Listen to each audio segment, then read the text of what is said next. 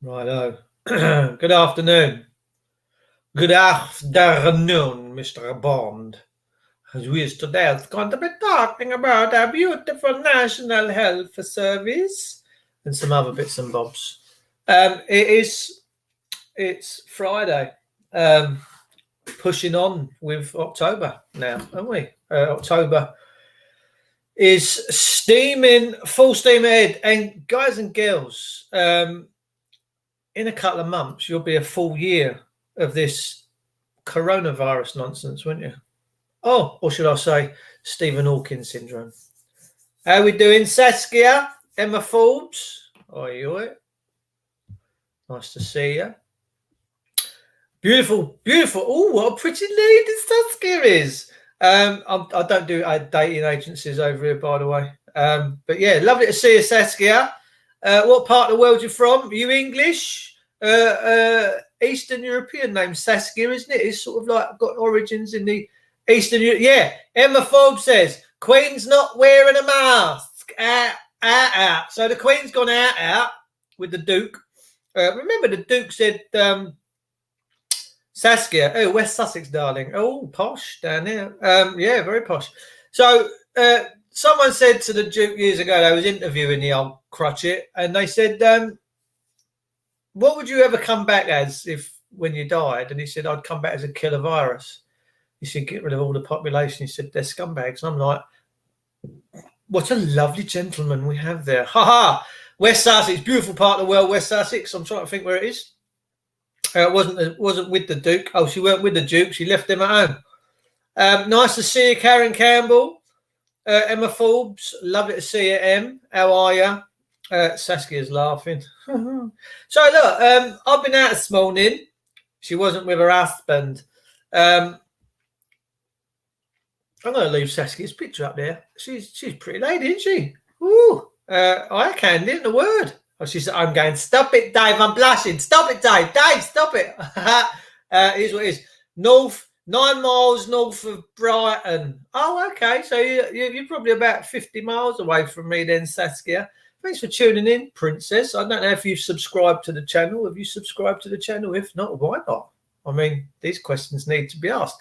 I told you in a PM I ran with it earlier at 5 a.m. on my political group. Ooh, lovely. Interesting times. We're going to be talking about a few bits and bobs here today, ladies and gentlemen. Hopefully, we can do a bit of screen sharing. I'm not going to be playing videos. I'm just going to be sharing some screen stuff, like websites and stuff. Apparently, there's a new bill out now, which is all about being able to use torture and all that. This is a new law, apparently, they're trying to pass through Parliament. My friend yesterday sent me a voicemail. It's on my phone. She's going to Mason Hospital next week, funnily enough. Liverpool, Liverpool's all, fighting this lockdown. We've had 7, I can't call them policemen. When people turn up in uniform with sidearms, with bullets in them that kill you, that's no longer policing, ladies and gentlemen. Let me tell you, that's force. That's you're going to suck my dick, and that's the end of it. Otherwise, I'm going to shoot you. That's basically what it is. Yeah, I did say that out loud. I find them terribly offensive people. We have got the Gestapo jackboots in this country, and the Liverpudlians are just now coming face to face with this cretin, this enemy within. It's an enemy from within, ladies and gentlemen. So this Act of Parliament are going to be passing includes to destroy, torture, and do all sorts of wicked stuff to people, which is not good. Not good whatsoever. Not good if you're on the receiving end. And here's the thing, right? Politicians and their kin, what do they actually do for the country? Can someone tell me, apart from bringing a load of draconianism? They don't actually get out there and build houses, make cars, make bread, tend the gardens, do they? They do nothing. But they claim to own it all. This is the scary part about it. They claim to own your cars, your land, your homes, your kids. These mother truckers think they own it all. And this is all done through the power of the banks, by the way. I want my family allowance. Well, yeah, you're going to want that. But it's a trick. It's a trap. It's a trap into that's our property, and we're just keeping up our property, you know. I would like to say this COVID is a distraction. Oh, by the way, Pembury Hospital. So my mate's gone to Pembury. She's had a blood test for her cancer. She had some breast issues a few years ago. And she, after she'd done her test, which they made her wait an hour and a half, she thought, I'll go and have a chat with the girls up on the desks and stuff, you know, have a bit of a tinkle up with them. And she said to them, how many people is there in with the coronavirus 1984 then? In the whole of Pembury Hospital, the whole of it. Two people. Pandemic, my arse. So, yeah. Bob White, national lockdown getting closer and coming soon. Apparently that's coming Monday, Bob, from what I'm hearing. Leonard Augustine. What a beautiful name, Sam. They dismantle the country, the neighbourhood and the whole structure to make us weak and them stronger. Eloquently put, brother. Eloquently put. Kenneth Noel Kadam. Hello, darling. Where to find the politician's job description? Lock it against the lockdown. Mate, I'm telling you, what do they actually do for this country? They're not out there. They're not out building houses, building planes, building cars, making bridges. They do nothing apart from sit on their fat asses, pretending that they're working hard, but yet they claim to own everything. Your cars, your homes, your property. I mean, I've been on the rough end of this rasp in the last few months, and I'm now putting measures into place so it doesn't happen again. But maybe it was a jolt that I needed. Probably was, actually, at the time when I look back. But Kent police just jumped my fence, come in my house. I'm stood there thinking, I said, he said, you got a lovely house. I said, yeah, ain't fucking mine. He said, well, of course it is. I went, nah, can't be.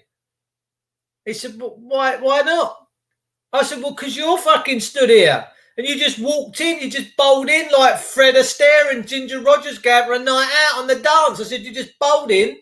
You didn't need no excuses. You just walked in here. You stood there with more weapons than Thor.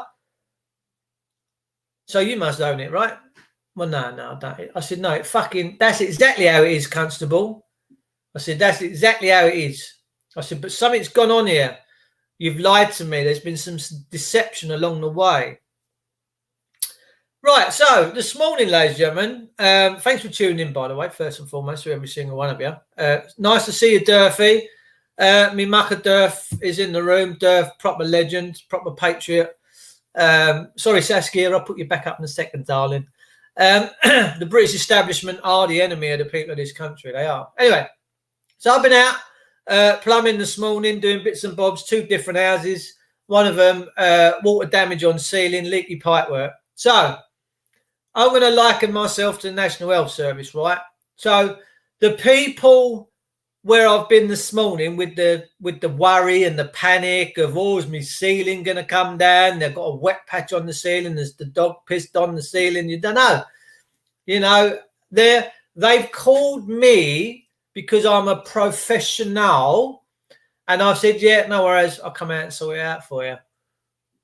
So I've gone along. Now I'm the NHS.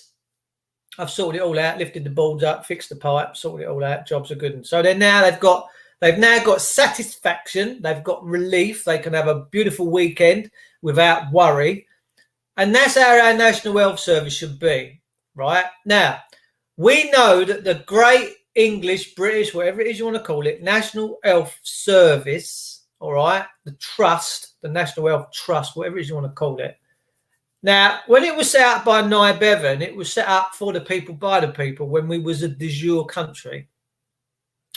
When we had a government of the people, by the people, for the people. But now we have a government for the corporations, by the corporations, for profit of the corporation. All right? Nye Bevan must be turning his grave. I reckon he properly is, because the National Health has been raped from the top by the white collars that do pretty much nothing. Don't do nothing. They really do not do much at all, apart from shuffle papers and look busy. Now, the point is this. Their health service and nurses and doctors are there in times of crisis. And they honour their oaths of office, their Hippocratic oath, by being there when we need them. And they have failed to do that. The fact that they've shut down and hospitals are pretty empty, and that there goes the Dennis. Here we go. That's it. Fire brigade, not the police again. I do get palpitations. I have a fright fart when I hear them sirens come past nowadays. Oh, let me tell you. The point is this: it should be there. A pandemic, an epidemic that's killing hundreds and thousands of people. Apparently, no, I've not seen no evidence of this whatsoever, ladies and gentlemen. But if I did, I'd be proper paying attention. I'd be thinking, this is a bit tasty. I'm staying in. I'm not stupid. I've been brazenly carrying on about my stuff every day of the week without changing my mind. Why? Because I'm not seeing the evidence. If people are saying that there's a flood coming, I want to see the flood, right? Then you got the evidence to back up and corroborate what they're saying, and Bob's your uncle. You've got a flood. 2 people in Pembury Hospital tells me that this ain't a pandemic. No worse than the flu system. Less people have died this year than last year from all illnesses. Less people this year by quite a considerable amount, right? Maybe they're not getting all these nasty drugs in the hospitals. Who knows? I don't know. I don't know the answer to that question. But the point I'm trying to make, the National Health is there when we need it. And we need it the most when there's a pandemic, epidemic. But what has it done? It's shut up shop. That's wrong. That's wrong. If these masks indeed protect these people, and hazmat suits and all these other things, they should be in there regardless. The COVID ward should be absolutely full. The hospital should be brimming with people. And the nurses and the doctors in there should be fighting every day to win this war. But they're not. And I've got too many people sending me corroborating stories to say they're not busy. They're just not busy. Dave, you should check out a guy called Riccardo Bossi in Balance of Riches if you want to hear some straight talking about this current affair we're all going through. He will definitely bring a smile. Oh, mate, I'm having some of that. Can you chuck me a link up at some point, maybe? Anyway, I'm just going to come out of this screen and let's go to this. And I'm going to see if I can find this as well online, which I want to bring to you. And it's to do with a new thing that they're supposed to be passing through Parliament. Hang on, I've got to find it. Someone sent me it this morning. It's apparently it's a new piece of legislation that they can now start using torture and all these other things on individuals. My good God. Let's have a look. I'm trying to find it. Right, it's called the Covert Human Intelligence Sources Criminal Conduct Bill. Now, I'm going to try and find that on here. So let's just have a little look. Covert. You can all do this. Covert. You can all do this at the same time, people. I'm hoping that you can see the screen. Here. Now, I've not done this at all yet. Okay. And ministers are going to be debating this today, I do believe. Let's have a quick look. I'm hoping, let me come back into my screen. And I'm hoping that you can see this and it hasn't gone all black. I know that when I play videos, it goes black. Okay, so it hasn't. Fantastic. So, UK MPs vote through deeply dangerous covert human intelligence source bill. Okay. That stinky place on the River Thames there. A bill that allows public authorities to authorise crimes such as murder and torture passes third reading in Parliament. A hugely worrying development. Now, peeps, listen. If you value your life, you want to be sharing this stuff. It ain't about sitting at home watching EastEnders no more. It's not about watching your football on the TV and picking your nose and eating your packets of crisps. You should be paying attention, really and truthfully. So this is a hugely worrying development, says Amnesty International. Responding to news that the Covert Human Intelligence Sources Criminal Conduct Bill has passed its third reading in Parliament by 313 votes to 98, which pretty much is a lever for saying this thing is going to happen, right? It's hugely worrying that we're a step closer to seeing this deeply dangerous bill become law, which is, remember, everything that Hitler did was legal. Everything that Adolf Hitler and his party did, whether there is arguments as whether Hitler was a good man or a bad man from the Europa, the last battle, which I'm pretty much 2/3 of the way through. There are a debate for either side, and the truth is the truth. But the point is this: we got to be careful, all right? Because if this passes law, it's going to allow government agencies to authorize torture and murder, giving such disturbing powers to bodies including MI5 and the police could have devastating impacts. We are now urging peers who care about the rule of law to introduce urgent amendments before the bill progresses further through Parliament. Awaken World. Hello, gorgeous. Your show yesterday was very good. What show?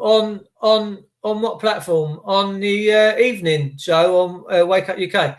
I lost my connection at the end. My mother phoned up, and when people ring my house, the internet disappears for about 10 minutes. It's a nightmare.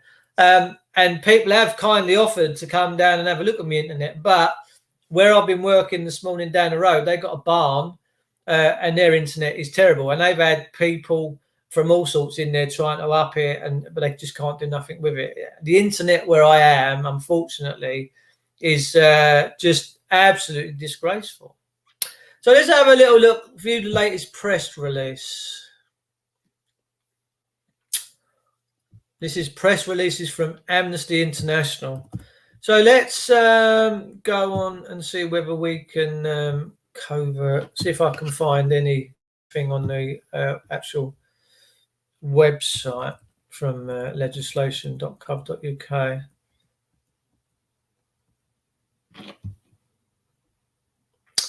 Just bear with me, ladies and gentlemen. Lovely to see you all. This is a great bunch of patriots in here. Hello, everyone. Yes, Saskia, saying hello. Lisa.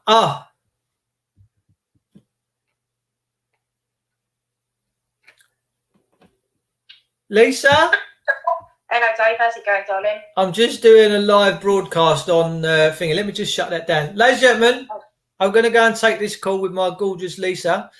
I'll be back with you guys a little bit later, and we will be talking about this a little bit further in depth, because we should be very worried and concerned about what's going on right now. So for now, I will love you and leave you. Tune in, subscribe to the channel. Remember, we love you. We love you. We love you. Stay blessed. Have great weekends. I'll see you all very, very, very, very soon. Take care.